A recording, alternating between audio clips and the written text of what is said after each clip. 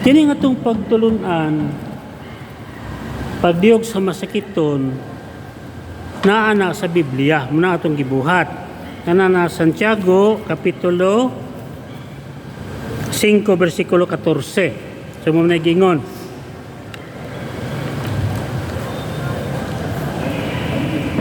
Kung adunay nagmasakiton kaninyo, ipatawag ang mga pangulo sa iglesia. Sa pangulo sa iglesia, manang pare.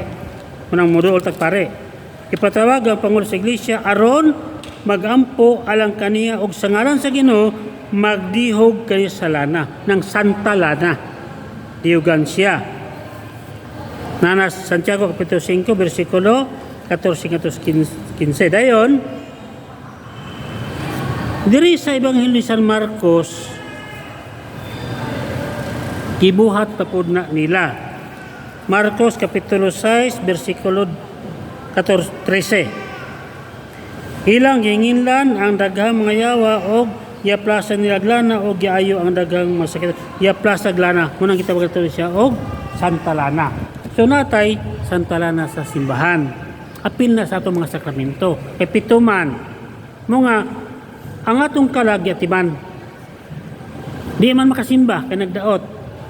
Sa motong model pare magpasanta Lana. Pag magsanta Lana, mangutanan mo sa iyong minister, pakalawaton to siya. So muna ako, tigpakalawat ko sa kiton.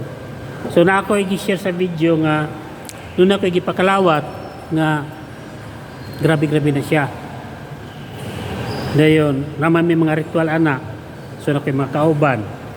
Ubos na sa pagtugot sa pare. Di ba may pwedeng magpakalawat nga limitigot na sa pare? So, mananghilis pare, dayon, naipakalawaton. Muto nga pagpakalawat, ang mukawar ito sa gipikasan ng gamay. Pag gumangyon niya o kalawat, gisundad tubig para nga matulon. Pagtulon sa tubig, may ginhawag dako, patay ang sinti. Ako gani, nagkuhan ko ato kanang naginuktok ko nga inana atong kinabuhi di ay. Nga, pag mo ginhawa, dili na ganin na motro, na. Kung natin mo na. Karon, isip kita mga Kristiyanos, ang atong kalag mo, biyahin mo na siya. Posibleng sa langit, posibleng sa namatay purgatorio God. Ngano namatay purgatorio? Kung gamay ra ang atong sala, tinitap silutan sama sa mga grabe na kay sala. Unfair na. Naba sa Biblia purgatorio na, Di lang ito mag-discuss kay taas na kayong oras. So nana siya. Nanas 1 Pedro, basa nato napuno sa 1 Corinto. Mabasa ninyo na purgatorio sa Biblia. Anong mabutang mo sa purgatorio? Gamay ra man kay sala. Nyag na kay gamay sala, di makamakato sa langit. Namnas pinadayag. O tibo ganing bata. Kaya na, bunyaga ka na salang panulundon. So dahil mga salang ginagmay, pwede na iadto siya sa impierno. Asam na siya ibutang, unfair man po gidiretso naglangit. Ang uban, gipanglutos, katos na langit yung diretso. Kaya kita pa isisira kasala tagama, diretso taglangit, unfair na itong mga ilinggaan ito sa bayo. Amo nga, itong uban, diretso sa langit, kay kada adlaw simba, sige grosaryo, inatay yun kaya grabe ilang pag-ampo ba sa Ginoo. No natural, ni kamatay, diretso ito sa langit, kaya kita pa banjing-banjing na ta, mabuti na kung sala, tayo atong impierno. Ibutang ta sa purgatorio, bayra na itong sala dito. Pag nabayra na, langit na ta. Tanang kalag na sa purgatorio, langit na paingon. Walay impierno.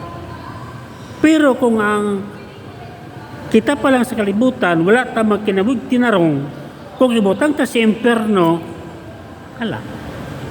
sorry ka na lang, anak yun. Kaya nga na ta sa impierno, di naman na madalag ampo. Namatay pamisa. Bisa pagkadalaw ka mo pamisa. Bisa pag maghalad ka din ako para sa kalag, di man na mabayran. Wala man na. Kaya impierno naman. Kanang atong iampo, kanang nas purgatorio. Mabitaw nga, nakakagrit pa lang simbahan. Aron pag siguro, mga tao malangit yun. Pag mata, magampo. Diba? Pasalamat sa Diyos. Sa dili pa matulog, magampo. Kinahanglan magrosaryo. Nabasa sa Biblia nga mabasa nga rosaryo. Nasa Biblia tanan na. Pwede na ito na isugutan. Pero sa sunod na po nga kanantas tag-oras. So nana ang napagkaon simbahan. Itudluan pa. Simbag Domingo. So mga proseso na siya nga kung mahimo malikaya na ito nga madto ta og purgatorio. Lagi diretso. Pero kung musipyat man lang, at least sangita sa purgatorio. So langit rin ito paingon. Kaya kung mapaingon ka nito sa pag ginhawa na ito kaysa di na mo otro, patay naman gina. Pero sa pag-usap, kaya katubitaw nga akong saksyan, iuyog ako nanay. Ginawa siya kusog. Pag ana, wala mo otro, patay na ni. Akong ana ako. Pagdool sa kumagsuon, hilak naman. Wala naman kita ginhawa yun. Patay naman ginig yun. Di naman mo, saan pa ba ni mo ito namatay naman yun? Patay din na mo ginawa. Pag mo ginawa ko sa tao, hindi ka na mabalik ginawa, patay na ginag yun. Sunod na to ana, mga tubang na taana kung asa. Sa impyerno ba? Sa purgatorio ba? O sa langit? Panit ako. Itasan ko pag-aridre. May ko, magtong po rito, sweldo dito. Sweldo ani. Nako'y tinara kung siradaan, kina-aridre. Pero, kung di na ako nibuhaton, magutanon man ko. Nga nung mga buhatan na nituon ka pa, pila ka to, di mong eskwela, pagkahuman, para to nimo, para sa man. Nung di man ka mangalagad sa simbahan, nagutman ba ka itong pinangalagad? Wala. Huwag mo kumugot ni, nangalagad ko sa simbahan. Basta ka kung pagkaon, manangalagad ko sa simbahan kaysa wala. So wala'y rason. Kung magtinapo lang ko kay gusto gid ako nga makakwarta ko ani nga oras. Niya kung paning lang ko sa Dios. Di. Labi na kay daran ako. Senior naman ko, sinta naman ko, mag-61 naman ko ron December. Di, pila na lang ko ito bilin. Magsiguro ko, di naman ko maka panindarong rasa. Pag uli ani, mag-ready na po ko kay mo serve ko niya, na may misa niya alas 5.